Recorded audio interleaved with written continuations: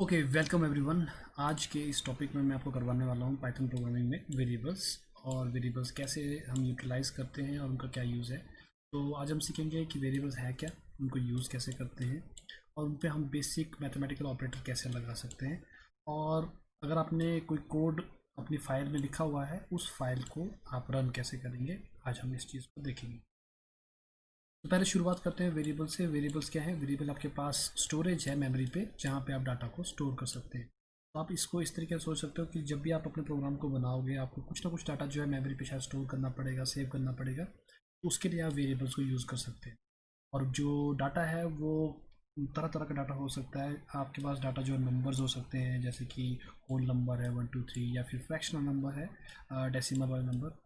आपका डाटा जो है कैरेक्टर्स में हो सकता है, single characters A B C में। या आपका डाटा स्ट्रिंग हो सकता है। स्ट्रिंग का मतलब होता है, अगर आप सीक्वेंस ऑफ कैरेक्टर ले लो तो उसको स्ट्रिंग बोलते हैं। स्ट्रिंग हो सकता है और कुछ स्पेशल टाइप के भी हो सकते हैं, जिनको हम बाद में देखेंगे, जैसे कि लिस्ट है, टपल्स है, मैप्स, ऑब्जेक्ट्स एक्सेट्रा। तो अभी के लिए तो मैं सिर्फ बेसिक टाइप्स के साथ ही डील करने वाला हूँ। तो बेसिकली ये आपको एक मेथड प्रोवाइड करता है जहाँ पे आप डाटा को स्टोर कर सकते हो मेमोरी पे, और आप उस मेमोरी को रेफर कर सकते हो एक नाम के साथ। तो हम वेरिएबल को बनाते किस तरीके से हैं? पाइथन में बहुत सिंपल सा मेथड है। आप पहले वेरिएबल का नाम लिखते हैं इस तरीके से, और फिर आप इक्वल टू लिखते हैं और उसको एक वैल्यू जो है प्रोवाइड कर देते हैं। तो ये आपके पास मेथड है। पहले आपने वेरिएबल का नाम लिखना है, ये इक्वल टू का साइन लगाना है, हम इसको असाइनमेंट बोलते हैं। वेरिएबल की वैल्यू लिखनी है। तो जब मैं x=1 लिखता हूँ तो x नाम का एक वेरिएबल बन जाता है, और उस मेमोरी लोकेशन पे एक वैल्यू स्टोर हो जाती है, जिसकी वैल्यू है 1। हम सेम वेरिएबल को यूज़ कर सकते हैं डिफरेंट डिफरेंट टाइप की वैल्यू को स्टोर करने के लिए। फॉर एग्जांपल मैं x=1 लिख सकता हूँ, तो अभी आपके पास वेरिएबल में एक नंबर स्टोर है। लेकिन मैं नेक्स्ट स्टेप पे उस पर कोई स्ट्रिंग भी लिख सकता हूँ, तो उस वक्त आपके पास वेरिएबल में एक स्ट्रिंग वैल्यू जो है स्टोर की जाती है। तो पाइथन जो है इस चीज़ में बहुत फ्लेक्सिबल है। दूसरी प्रोग्रामिंग लैंग्वेज में बड़ी रिस्ट्रिक्शन रहती है कि अगर आपने कोई वेरिएबल डिक्लेयर कर दिया तो आप उसमें उसी टाइप का डाटा जो है स्टोर कर सकते हो, लेकिन पाइथन में ऐसी कोई रिस्ट्रिक्शन नहीं है। कुछ रूल्स हैं आपके पास वेरिएबल्स को नाम करने के, तो वो मैं आपको बता देता हूँ। सबसे पहला रूल है कि किसी भी वेरिएबल का नाम जो है वो एक नंबर से शुरू नहीं होगा। तो अगर आपने अपने वेरिएबल का नाम 1 जेम्स लिखा है, देन इट इज़ इनवैलिड, ये वैलिड नहीं है, क्योंकि इसका स्टार्टिंग जो है वो एक नंबर से हो रही है। हाँ, आप स्टार्ट एक कैरेक्टर से कर सकते हो इस तरीके से, और उसके बाद आप चाहो तो नंबर लिख सकते हो, तो वो that is fine basic. Second, आपके पास है कि वेरिएबल के नाम के बीच में स्पेस नहीं हो सकते, ना ही कोई स्पेशल कैरेक्टर्स हो सकते। स्पेशल कैरेक्टर के नाम पे आप सिर्फ और सिर्फ अंडरस्कोर यूज़ कर सकते हो, बट आप स्पेसिस जो है वो यूज़ नहीं कर सकते। तो अगर आपने जेम्स बॉन्ड लिखा है विद स्पेस, तो ये वैलिड नहीं है। अगर आप जेम्स बॉन्ड लिखना चाहते हो तो इस स्पेस की जगह पे आप एक अंडरस्कोर यूज़ कर सकते हो, और या दूसरा तरीका कि आप स्पेस यूज़ ही ना करो, आप इस तरीके से अपने वेरिएबल को लिख सकते हो। एक बात आपने हमेशा ध्यान में रखनी है कि एक लिमिट है वेरिएबल के नाम की, लेंथ की। ऐसा नहीं कि आपने बहुत बड़े बड़े वेरिएबल के नाम लिख देने, वैसे भी ये अच्छी प्रैक्टिस नहीं मानी जाती। कंसाइज आपके वेरिएबल के नाम होने चाहिए। मोस्ट प्रोबेबली 72 कैरेक्टर से बड़े आपके वेरिएबल के नाम नहीं होने चाहिए। लेकिन बात यह है कि अगर आप 72 कैरेक्टर्स का कोई वेरिएबल का नाम सोच रहे हो, तो कुछ आपके सोच में कुछ गड़बड़ है। एक और बात, वेरिएबल के नाम जो है वो पाइथन के रिजर्व वर्ड नहीं हो सकते। पाइथन में कुछ वर्ड जो है वो रिजर्व्ड है, और वो वर्ड जो है स्पेशल पर्पसेस के लिए यूज़ किए जाते हैं। आप उनको यूज़ नहीं कर सकते हैं वेरिएबल के नाम के लिए, ठीक है। रिजर्व वर्ड क्या क्या होते हैं, कीवर्ड्स जिनको हम कहते हैं, उनको मैं आपको बाद में बताऊंगा। और एक और बात, आपने अपने वेरिएबल का नाम जो है डबल अंडरस्कोर से शुरू नहीं करना है। वैसे तो ऐसी कोई प्रॉब्लम नहीं है, लेकिन डबल अंडरस्कोर जो है पाइथन यूज़ करता है कुछ स्पेशल चीज़ों के लिए। तो इसलिए अगर आप इसको अवॉइड कर सको तो आपने इसको अवॉइड करना है। तो अब मैं आपको एक डेमो देने वाला हूँ कि जिसमें आप शेल को यूज़ करेंगे वेरिएबल को डिक्लेयर करने के लिए, एक फ़ाइल को यूज़ करेंगे कोड को स्टोर करने के लिए, और उस फाइल को फिर हम रन करेंगे आपके पाइथन के इंटरप्रेटर पे। चलो देखते हैं इसको हम कैसे कर सकते हैं। तो मैं शुरुआत करूँगा आपके सबसे पहले, मैं आपके शेल से शुरू करता हूँ। तो मैंने ये शेल निकाल देना है अभी। तो मैं लिखता हूँ Python 3, तो मेरे पास पाइथन का शेल आ जाएगा। अब मैं इस शेल पे कुछ वेरिएबल डिक्लेयर करने वाला हूँ। जैसे मैं लिखता हूँ जेम्स =10, तो ये आपका एक वेरिएबल जो है डिक्लेयर हो जाएगा। अगर मैं प्रिंट करना चाहूँ तो जेम्स जो है 10 की वैल्यू है, इंटरप्रेटर आपको बता रहा है। मैं चाहूँ तो जेम्स में जो वैल्यू है वो चेंज भी कर सकता हूँ, कि अब जेम्स में जो वैल्यू है वो अब बॉन्ड है। तो पहले वो नंबर स्टोर कर रहा था, अब एक स्ट्रिंग स्टोर कर रहा था। तो आपके पास जो फ्लेक्सिबिलिटी है पाइथन की वो यहाँ पे शो हो जाती है। Let us convert this to 1, let us change bond to 10। तो अब मेरे पास दो वेरिएबल हो गए हैं, एक जेम्स है एक बॉन्ड है। तो मैं यूज़ कर सकता हूँ variable, suppose I choose A is equal to James plus bond.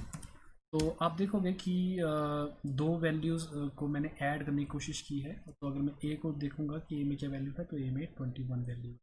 तो इस तरीके से आप वेरिएबल को डिक्लेयर कर सकते हैं शेल के अंदर, और ये उस तरीके से आप उसको वैल्यू प्रोवाइड कर सकते हैं, और आप उन मेमोरी लोकेशन पे फिर अर्थमेटिक ऑपरेशन जो है वो परफॉर्म कर सकते हैं। फॉर एग्जांपल जैसे मैं लिखता हूँ जेम्स स्टार स्टार बॉन्ड, तो बेसिकली आप देखोगे कि मैं एक्स की पावर वाई करने की कोशिश कर रहा हूँ। तो ए की वैल्यू जो है आपके पास आ जाएगी 11⁻10। तो ये आपके पास आंसर आ जाएगा। अगर मैं ऐसे वेरिएबल को यूज़ करने की कोशिश करूँ जो मैंने डिक्लेयर नहीं किया है, तो पाइथन आपको एरर देती है। फॉर एग्जांपल जैसे मैं लिखता हूँ ए इज इक्वल टू जेम कर देता हूँ। तो आपका पाइथन आपसे कहेगा कि भाई जो आप जेम का नाम बोल रहे हो वो डिफाइन नहीं किया गया है। तो आपको पता लग जाएगा कि ओके मैंने गलत नाम लिखा हुआ है। तो पाइथन आपको बताती जाती है कि आपने कुछ गड़बड़ की है। अगेन बाकी के जैसे ऑपरेटर्स हैं आपके पास, वो भी मैं आपको दिखा देता हूँ। जेम्स डिवाइडेड बाय बॉन्ड, तो 1.1 है ना, 11/10। तो इस तरीके से आपका मैथमेटिक्स जो है वो रन कर रहा है। तो इस तरीके से आप देख सकते हो कि मैं वेरिएबल्स को डिक्लेयर कर सकता हूँ, और उन वेरिएबल्स में मैं डाटा को स्टोर कर सकता हूँ, और फिर उस डाटा के साथ में मैथमेटिकल ऑपरेशन जो है उसके ऊपर परफॉर्म कर सकता हूँ। ये तो था आपके पास अगर आप यूज़ कर रहे हैं शेल को। अब मैं आपको सेकंड डेमो देने वाला हूँ, जहाँ पे मैं एक फ़ाइल क्रिएट करने वाला हूँ। उस फाइल के अंदर मैं पाइथन का कोड लिखूँगा, और फिर उस कोड को मैं रन करूँगा। तो मैं आपको बताता हूँ कि कैसे करना है। तो मैंने ये एक फ़ाइल यहाँ पे निकाल ली है, ये मेरा विजुअल स्टूडियो कोड है। तो मैंने इसको सेव कर दिया है test.py नाम से। ये जो एक्सटेंशन आप देख रहे हो py, ये आपके पास पाइथन की फ़ाइल की एक्सटेंशन होती है। तो जब भी आपने पाइथन के कोड को सेव करना है, तो आपने फाइल की जो एक्सटेंशन है वो हमेशा .py रखनी है। तो ये डिनोट करेगा कि ये पाइथन की फाइल है। अब मैं जो कोड लिखने वाला हूँ वो बिल्कुल वैसे ही कोड है जो मैंने अभी शेल पे लिखे थे, थोड़ा सा फ़र्क होगा, ठीक है। तो मैं आपको एक बड़ी ही सिंपल सी कमांड बताने वाला हूँ आपके पाइथन की। इसको बोलते हैं हम प्रिंट। तो आप देखोगे जब मैं टाइप कर रहा हूँ प्रिंट, तो विजुअल स्टूडियो कोड जो है मुझे हेल्प प्रोवाइड करता है। तो ये बड़ा ही यूज़फुल मैंने बताया था कोड एडिटर है, ताकि अगर आपको कुछ पता नहीं है तो ये आपको हेल्प देता जाएगा। तो जैसे मैं लिखता हूँ हेलो वर्ल्ड, तो हेलो वर्ल्ड प्रिंट कर दिया है, मैं इसको सेव कर देता हूँ फाइल को। तो ये एक सिंपल लाइन ऑफ कोड होगा मेरे पास, मेरे प्रोग्राम का। ये कुछ नहीं करता है, ये सिर्फ हेलो वर्ड को प्रिंट करता है। तो आप देखोगे मैंने इस कोड को कैसे लिखा है। सबसे पहले मैंने कमांड का नाम लिखा है, कमांड का नाम है प्रिंट। उसके बाद मैंने ये पैरेंथेसिस लगाई है। ये पैरेंथेसिस जो है आपके नंबर वाली की पे 9 और 0 पे होती है। और इस पैरेंथेसिस के अंदर मैंने इन्वर्टेड कोट्स में, ये इन्वर्टेड कोट्स देख रहे हो दोनों तरफ आप, इसमें मैंने हेलो वर्ल्ड लिखा हुआ है, ठीक है।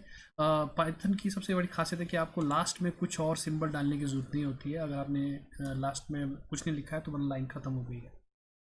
कुछ प्रोग्रामिंग लैंग्वेज जैसे सी और C++ है, वहाँ पे आपको टर्मिनेटर लगाना पड़ता है इस तरीके का, लेकिन पाइथन में इसकी कोई ज़रूरत नहीं है, ठीक है। अब मुझे इस कोड को रन करना है, रादर मुझे इस फाइल को रन करना है जिसके अंदर मेरा कोड है। तो मैं उसको कैसे रन करूँगा, तो मैं आपको उसका तरीका बता देता हूँ।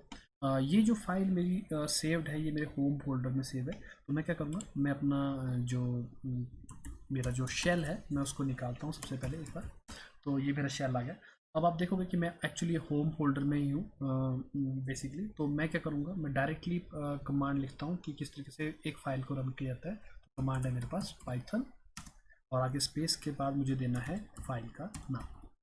तो ये आपके पास सिंटेक्स है, मैंने लिखा है Python 3, क्योंकि मेरे पास Python 3 का इंटरप्रेटर है, स्पेस और उस फाइल का नाम जिसको मैंने एग्जीक्यूट करना है। एक बात आपको ध्यान रखनी पड़ेगी, क्योंकि मैंने यहाँ सिर्फ फाइल का नाम लिखा है। अगर आप किसी और फोल्डर में हो तो पहले आपको उस फोल्डर में जाना पड़ेगा, तब आपको एग्जीक्यूट करना पड़ेगा फाइल को। करंटली मैं होम फोल्डर में हूँ, और होम फोल्डर में ही मेरे पास, जैसे मेरा होम फोल्डर है आप देखोगे ये मेरा test.py नाम की फाइल है। तो यहीं पे मैं उसको एग्जीक्यूट कर रहा हूँ। तो मैं इस पर एंटर प्रेस करता हूँ, तो आप देखोगे आपके पास आ जाएगा हेलो वर्ल्ड, जो कि मेरे कोड की आउटपुट है।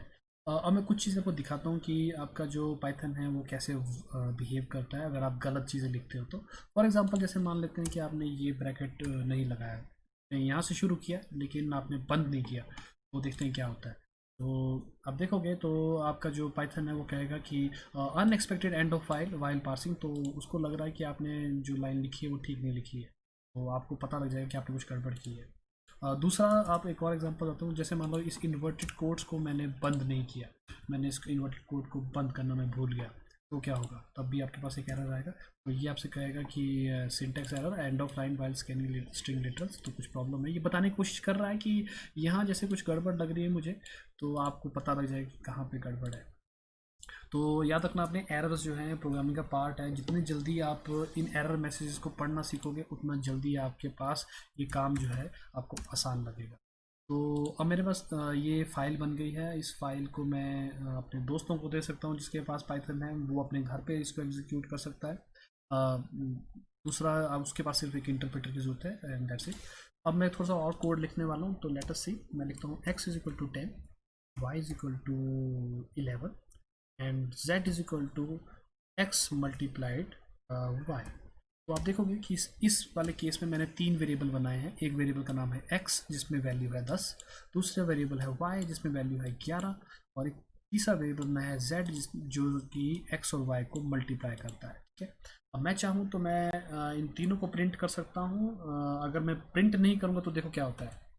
मैंने इसको सेव कर दिया, अब मैं इसको रन करूँगा, तो जब मैं इसको रन करूँगा तो आप देखोगे कि हेलो वर्ल्ड प्रिंट होता है। तो आप पूछोगे कि वो जो हमने वेरिएबल बनाए थे वो कहाँ गए। वेल, वो वहाँ पे है, लेकिन हमने इनको बोला नहीं था कि प्रिंट करना है इसको। तो चलो let us print print Z. तो अब जैसे मैं इसको प्रिंट करूँगा तो आपके पास जेड को प्रिंट कर दिया। तो ये आपके पास मैकेनिज्म है, अगर आप प्रिंट करना चाहते हैं किसी भी वेरिएबल को तो आप यूज़ कर सकते हो प्रिंट। वैसे मैं चाहूँ तो मैं जितनी मर्जी बार ये प्रिंट की कमांड जो है उसको यूटिलाइज कर सकता हूँ। I can write print x print y, इस तरीके से सेव। लेट अस सी को टाइम मार कहते हैं। अगेन ये z आ गया, ये x आ गया, ये y आ गया, ये हेलो वर्ल्ड आ गया। तो आप इस तरीके से अपने इसमें कोड कर सकते हैं। तो सजाना है आपने तो आप है ना अपने कोड में है ना अच्छी तरीके से सजा सकते हो अपने कोड को। थोड़ा सजाते हैं, ज़्यादा तेज़ नहीं है, बाकी आपकी अपनी क्रिएटिविटी है। लेट अस रन। तो है ना माय प्रोग्राम, ये आपके पास वैल्यू आ गई है ना, तो छोटा सा प्रोग्राम है। तो इस तरीके से आप देख सकते हो कि आप अपने वेरिएबल को क्रिएट कर सकते हो इस तरीके से, और उन पे आप मैथमेटिकल ऑपरेशन लगा सकते हो और बाद में उनको प्रिंट भी कर सकते हो। तो ये आपके पास मेथड है अगर आप प्रिंट करना चाहते हो किसी वेरिएबल को और आप उस पर कुछ ऑपरेशन परफॉर्म करना चाहते हो। एक और बात आप नोट कर सकते हो, मैं आपको बता देता हूँ। अगर ये जो शेल आप रन कर रहे हो साइड में, मान लो ये आप शेल रन नहीं करना चाहते हो, आपके विजुअल स्टूडियो कोड के अंदर भी एक शेल रहता है, आप वहीं से ही कमांड को एग्जीक्यूट कर सकते हो। तो उसको अगर आपने इन्वोक करना है तो उसका शॉर्टकट है कंट्रोल प्लस टाइड। अगर आप कंट्रोल प्लस टाइड दबाओगे तो आपको पता लगेगा कि आपके विजुअल स्टूडियो कोड के अंदर वाला जो शेल है वो निकल जाएगा, और आप वहाँ पे वही कोड जो हमने लिखा था उसको आप रन कर सकते हो। तो डायरेक्टली ही आप वहाँ से जो आपके पास कोड है उसको आप अपने डायरेक्टली अपने सिस्टम के वहाँ शेल के अंदर से ही उसको रन कर सकते हो। तो ये आपको काफ़ी हैजल से बचा लेता है, जहाँ पे आपको बार बार स्विच नहीं करना पड़ता अपने सिस्टम के साथ। आप फटाफट से अपने कोड को डायरेक्टली रन कर सकते हो आपके विजुअल स्टूडियो कोड के अंदर से ही। तो ये आपके पास मेथड है। आई होप कि ये आपको समझ में आया होगा कि किस तरीके से हम कोड को रन करते हैं और कैसे उसको सेव करते हैं। नेक्स्ट क्लास में मैं आपको बताऊंगा कि कैसे हम डिफरेंट डिफरेंट ऑपरेटर जो हमारे पास एग्जिस्ट करते हैं उनको हम यूटिलाइज कर सकते हैं।